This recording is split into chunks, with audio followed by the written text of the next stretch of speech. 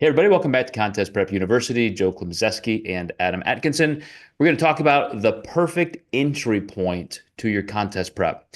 And I want to cover a lot of things that we have discussed before just briefly, so they're on the table. But I want to get to some new content, Adam, that could help people with some kind of advanced thought processes in how they're handling their contest prep. But I remember a couple times as an amateur and a pro, you get into more of a meta flow with your goals. And so I'm competing for a pro card or I'm competing for this particular pro title. And, those dates are on the calendar. And just because they are there, you think, that's when I'm going to compete. Reverse engineer it. Here's when I start prep. And we don't often give thought to some of the other goals, the finer tuning kind of goals with how we actually look. Are we taking enough time? How does it work with our family, our occupation? Are we mentally ready? So when you are discussing this with clients, and a client is pretty open-minded and says, "Hey, what do you think about this?" What are the kind of steps you go through in helping them decide if this is a good entry point for a prep? Yeah. So the first thing is just them being ready in a lot of aspects, and we'll get more into that. But then there's also reasons that people may not be ready, and that really depends on throughout the check-in process. Like, where's some boxes that have not been checked in the off season that maybe we should look into before we start the prep?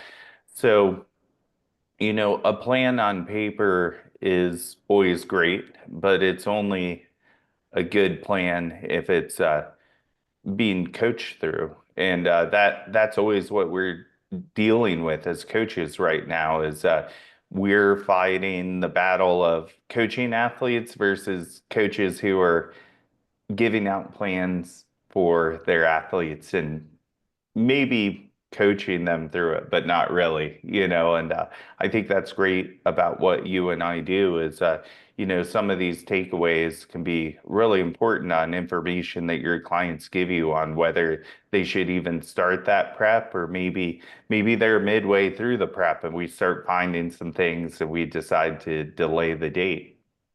Yeah, one of the things that's interesting to me, and we've talked a lot about the evolution of the sport in terms of even how we interact with it, what the culture is behind physique sport. And just in the last couple of weeks, I've had three clients hire me at the beginning of prolonged off seasons. And a lot of times, people hire us with the understanding that you try to manage the budget, and so I want to hire a coach kind of just for the end. I'll even start my prep and my diet and just jump in for the last couple months with somebody. So it's very rare for somebody to say, "Well, I competed last year. Here's my contest history. Now I want to take a 2 or 3 year off season. I want to work with you for the entire time and just make sure, as you said, Adam, all those boxes are checked. We're doing everything we need to achieve the goal, which is to win at this level." And it's brilliant. I mean, I'll quote you. It's brilliant to have that kind of a long-term mindset because for a lot of other people, as I mentioned, it's just the fact that it's the next year, the next year, the next year. We're desperate for a win. We got close this time. We think we can do it next time. And you don't really give yourself enough time to make those pertinent changes to your physique. Yeah, absolutely. You're just So, kind of taking a chance on who shows up versus how you show up. yeah, and we've talked a lot about even the mental aspects. I said it briefly at the intro, but if you have familial obligations, if it's just not the right time for you occupationally, and yet you think, well, I'm ready physically, I'm ready mentally, I've taken the right amount of time, I have to go for it. That can also create some problems and some friction. I remember the couple of times I did that where it was just the next logical step. And it was not just a grind on everybody else in my life, but I didn't enjoy it either. All of those stressors were still there. And I did not perform at my best. I mean, it just did not cohese into the kind of a prep I wanted.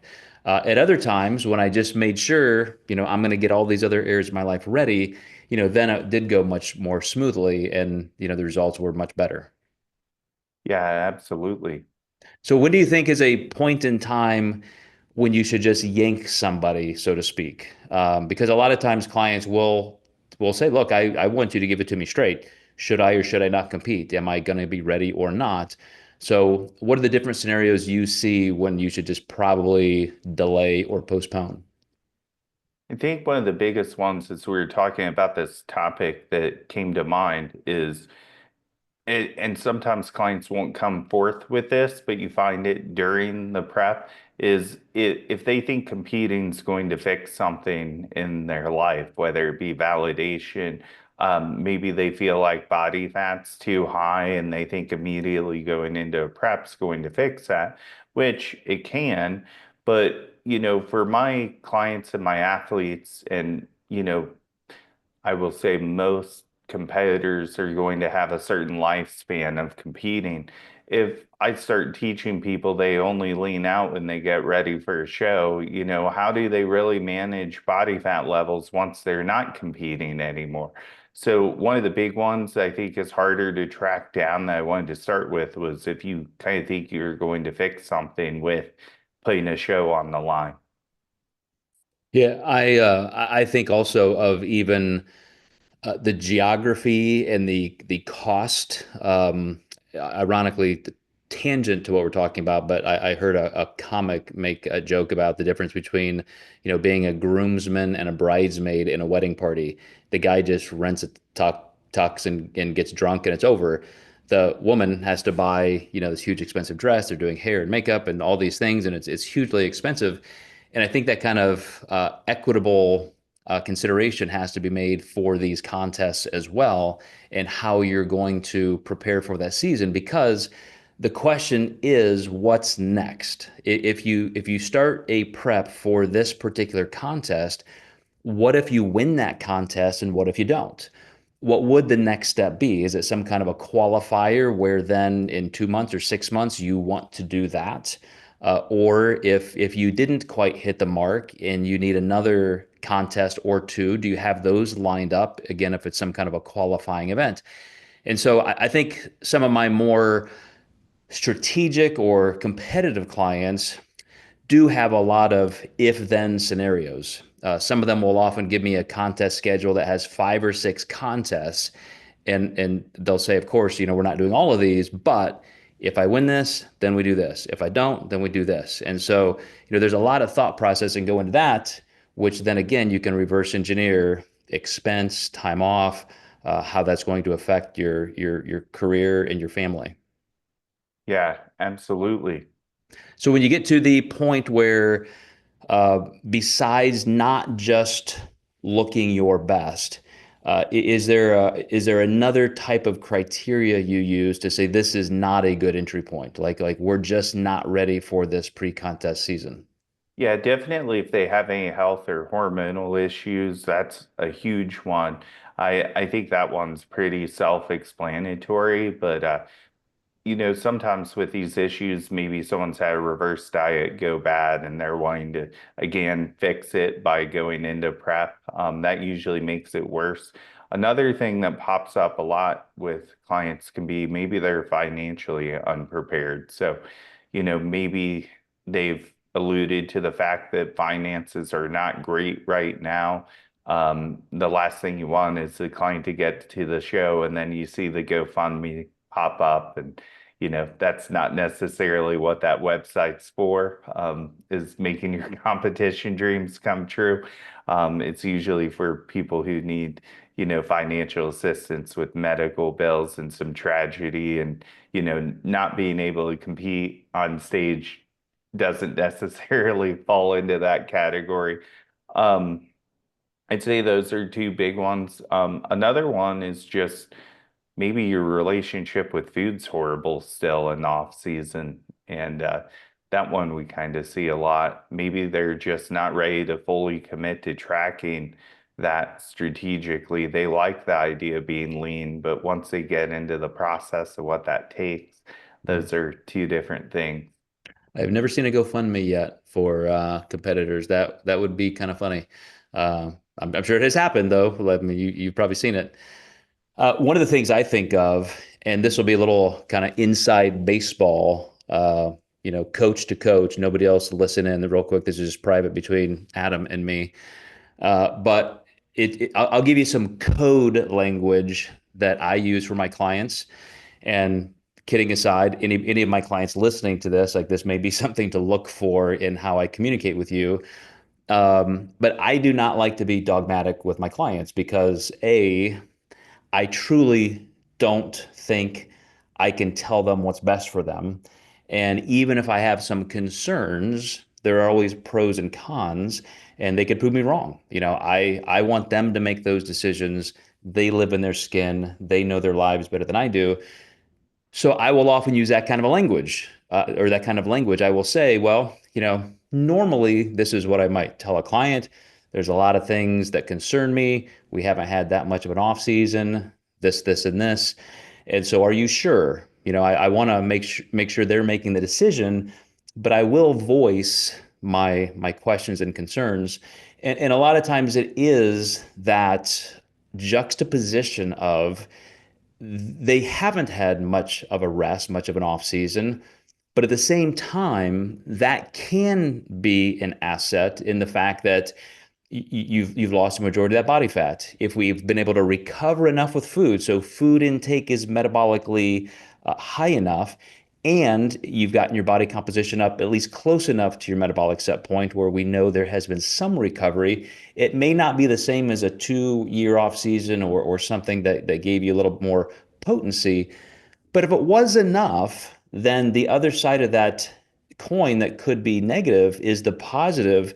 You're just walking into this next contest season without a lot of work to do. We don't have to drop calories as low. We're not doing as much cardio. So again, even the things that we say might be questionable or a deficit in finding the best entry point, there can always be a correlational positive to that. So, those are the things that are just tough to weigh. And that's why I think this kind of topic is good to think through with our clients and viewers. Yeah, absolutely. And I think going back to, the physique isn't stage ready, sometimes there's other things people can do that can push them towards that goal. I know a few times this year, well, past year, I had clients do the Angel competition fashion show versus like an actual show. And that was great because it kept their foot on the gas to lose some body fat. And then as long as they nailed their reverse, we can maybe go into a next year contest season and not let things go out of whack, and Mhm. give people a mini goal to shoot for. Yes, man, again, in the last couple of weeks, I've talked to two of my clients about powerlifting specific training. And even though this is very much in vogue, not everybody has associated off seasons with this. But I mean, going all the way to not even paying attention to hypertrophy movements. Let's literally plug into a powerlifting routine and focus just on the movements, just on strength for a while. Maybe it's 8 weeks, 12 weeks, 16 weeks. Because yes, as an extended off season, when you're trying to prepare for and create the opportunity for a perfect entry point, that can give you a great mental and physical diversion from what you're going to face in prep. I like that a lot. Yeah, absolutely. Well, when I'm looking at if I on paper could say let's create the perfect entry point for a contest prep, I think it is definitely with a lot of forethought in these areas, a literal pro and con grid, and you say, okay, I have had enough of an off season. I feel fully recovered mentally and physically. My body can go through a contest prep without any problems at all, metabolically, physically, just my relationship with food and dieting and calorie deficits. Like I'm on the money. I'm excited. I cannot wait. And then you've crossed those T's, dotted those I's with career and family. And as I said, you're going into it with a great amount of positive anticipation instead of just another thing you got to check off the list. I hope I do it. Sure, I can squeeze it in. Like all of that stuff to me, it are symptoms that it's going to be tougher than you think. I mean, it really has to be the single greatest goal that you can focus on for that 6, 8, or 9 months. Yeah, absolutely. I think when you have external stress, it just divides you and divides your focus. And, there's definitely a mental aspect to this sport. Some people with genetics that are superior are going to be able to get away with that a little bit better. But that's what's great when you look at these stage physiques. There's so much of the story not being told with just looking at the body on stage. Absolutely. You just made me think of other performance athletes who, with a more prolonged actual season, 62 games, 142 games, that kind of thing, every night, every day is a different opportunity to accelerate, and you can have a bad day, that kind of thing. It's just not the same with physique sport. So let's finish with a more existential tangent to this topic, which is the entry point that might be your final. Like, how do you know when you're getting ready for your final contest season, maybe your final goal, if at all? Maybe for some people, you just keep going until it's just not convenient. Um, but I wonder, clients that you have experienced doing this with, where you plan that entry point for their bow out of the entire sport, what has that been like with you as a coach? Yeah, that's always interesting. I think that at that point, when I've had that with athletes, they've definitely competed numerous times, so they're very experienced. I think at that point, it usually ends up for me being their best prep because one, they've had so much experience. They also know if it's their last time doing it, it's all on the line, and that makes it a lot of fun. And at that point, you usually end up ending the journey like, gosh, why would you end here? But also ending on such a high note. And I think we all saw that with Bumstead, like, why would you end here? But also, why wouldn't you? There's a bittersweet part of knowing that you're into a client's last contest prep. And, you know, um, you also end many contest preps with clients not knowing it's going to be your last one with them, and that's hard too. So it's definitely you should go all in all the time, but as you get experienced, me, I haven't competed since 2013, but as I see competitors who were leaner than me, I just think, wow, could I have pushed harder? But now looking back, like back then, I didn't think I could, but now I wonder, was there more I could be doing to, you know, get peeled and get more lines in my glutes? And the curiosity is there. The never-ending question. That's what keeps us coming back. But I will say you answered my question perfectly from my perspective, and that is that anticipation of knowing this is it. And two things can be true at the same time. And what you juxtaposed there, I think, was very important, which is you should go in with your best all the time, but there is also something extra there when you know this is your last trip. Every workout is a little bit better. Every time you're posing, you're thinking, this is the last time I'm going to be on stage. And so you envision that a little bit better. And I remember for me, literally standing on the stage at the finals, knowing this was it. And I enjoyed it more. Like, I think for the first time ever, I like smiled genuinely on stage, knowing that like I could take my last deep breath on a stage and enjoy it and walk away happy that I did give it my all. Of course, with the caveat, like you said, you often think, did I really? Could I hit another gear? But it's an interesting thing to really contemplate when it's time. And of course, as athletes are famous for, even if you go through that process, there could be some point down the road that you decide to re-enter as a master, or the kids are grown and you want to do it again. I don't think that's any kind of a weird delusion or self-deception, but you really put it away for a time and you were okay walking away. And if there's ever a re-entry point that is fine and good for you, then that's great. But again, those two things can also exist simultaneously. Yeah, absolutely. All right, Adam. Well, thanks again. Great chat, great session on this particular topic. A lot of things we've covered in the past, but I hope with a little bit more perspective and depth. And those of you in our contest prep D1 club, we'll see you and chat about this on the backside. I know a lot of you will have some questions there, and we will see you guys all again next time.